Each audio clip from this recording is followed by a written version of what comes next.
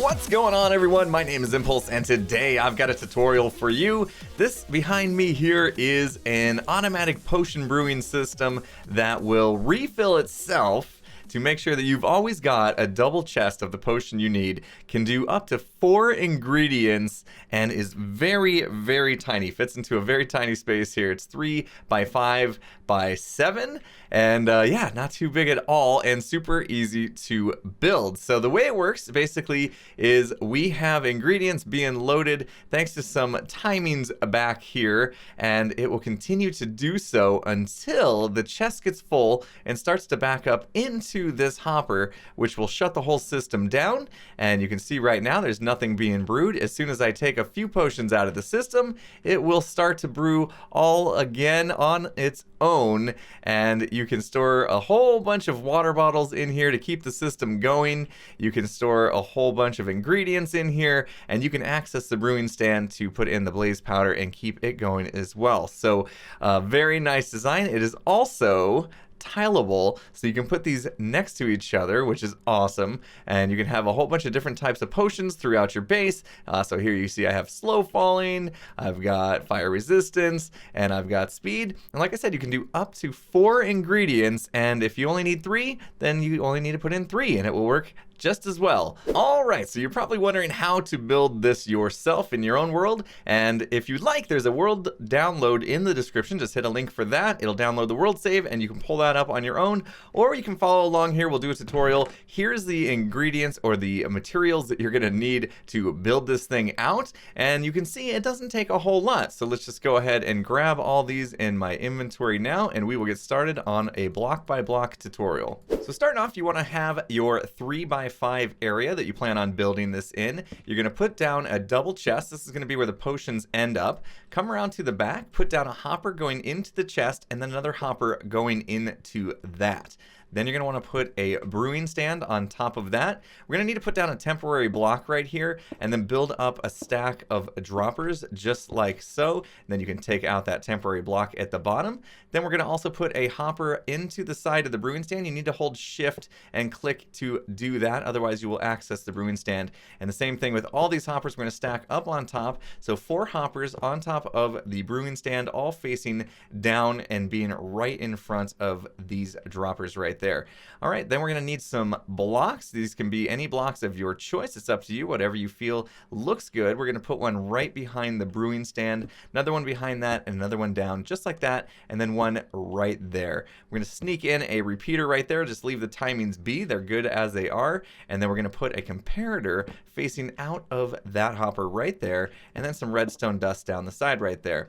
Now we're going to put a block right there, and we're going to put some dust on top of that, and one on the side of that, and then a torch right on the side of that block. And what that will end up doing is locking that hopper, which is going to feed in the water bottles. So if we want to store more water bottles, I suggest put a double chest right there, and we'll keep the water bottles in there. You could even build this up higher if you wanted to do something like this. If you really wanted more water bottle storage, it's up to you if you want to do something like that. Of course, you can. And then also we're going to need to make sure we have our automatic shutoff switch so that as this gets full, it stops building or making potions. So let's go ahead and grab this. We have a comparator coming out from behind this hopper going into the chest, and as soon as the chest is full, it's going to get a signal because things are going to start backing up into this hopper, and we're going to read that signal with an observer facing up here. So it's observing right there that comparator, and then coming off of that, we're going to have a sticky piston, which is going to raise up another observer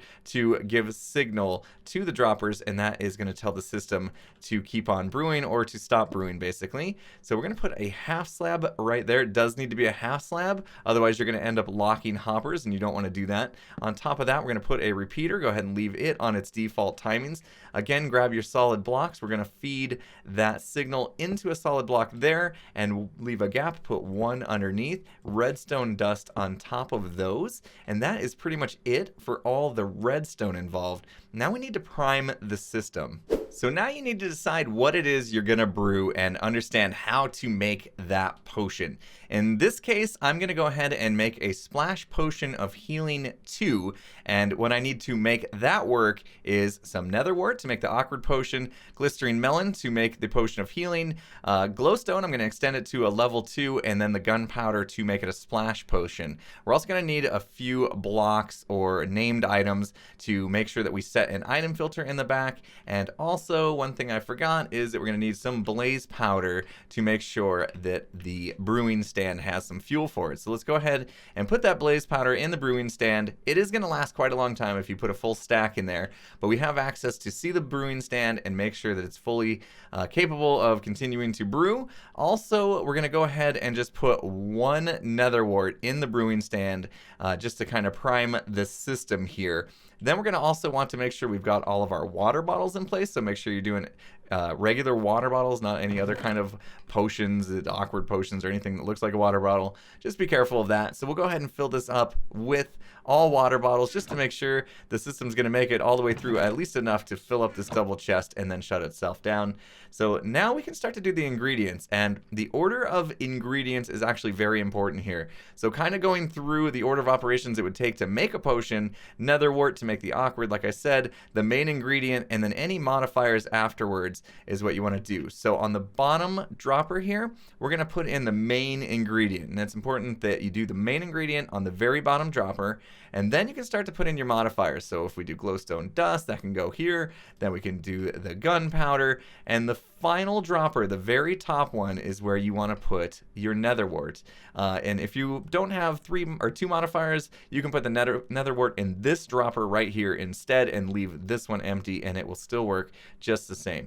Finally, the very last thing we need to do is set this item filter up right back here, and it needs to have exactly this amount of items. So put in 1, 2, 3 in those right spots there, and fill this up to exactly 19. You want to make sure you don't go over, otherwise the system's going to start all on its own, and you don't want to do that just yet. You want to make sure that you got everything in place, everything, we're going to double check, everything's filled up. We've got our brewing stand ready to go with 1 nether wart. It's got the blaze powder in it, and at this point we are ready to turn this thing on. And it's actually kind of cool how we're going to do that. We are going to, and it looks like I'm missing my comparator, we're going to place down this comparator right here. And if you've already got the comparator placed because you followed the tutorial, all you need to do is just right click on it. It will activate the comparator. Doesn't make a difference in this case if it's activated or not, but that will kick the system off, and as long as this observer is up here, it should be good to go. So as it's brewing,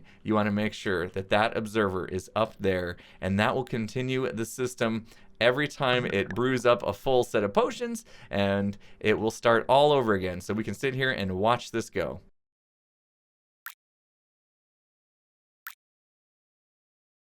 All right, this potion is finishing up, and we should see a new set of potions come in right now. You see the nether wart going, kind of hear some pistons going, and that is telling the whole system it is time to continue brewing because we don't have this chest filled up completely. So I'm going to go ahead and just do that so we can demonstrate what happens once the system is completely full, and you'll see that it is going to basically stop itself so it doesn't overfill itself, and then anytime you take potions out, it's going to get triggered to replenish itself, which is probably the best part of this whole thing.